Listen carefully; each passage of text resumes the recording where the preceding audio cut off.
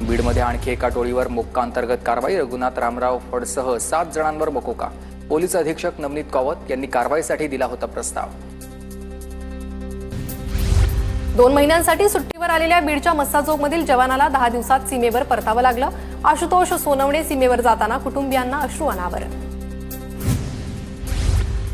बीडमध्ये हॉर्न वाजवल्यानं बस चालकाला टेम्पो चालकाची बेदम मारहाण. बीड शहरातल्या बार्शी नाका परिसरातली घटना आहे. फरार टेम्पो चालकाचा शोध सुरू आहे. बीडच्या अंबाजोगाईत जुन्या भांडणाची कुरापत काढत एकाला लोखंडी रॉडनं मारहाण. भावनाथेश्वर मंदिराच्या मार्गावर घडली घटना. मारहाणीत वैभव शेंडगे जखमी. बीडच्या परळीमध्ये भारतीय सैनिकांच्या दीर्घायुष्यासाठी प्रभू वैद्यनाथाला रुद्राभिषेक. रुद्राभिषेकानंतर नागरिकांकडून वैद्यनाथाची महाआरती. बीडच्या माजलगाव शहरामध्ये बोगस कागदपत्र तयार करून शासकीय जमिनीची विक्री. पालिकेच्या कार्यालयीन अधीक्षकासह 5 जणांवर गुन्हा दाखल. प्रकरणाचा तपास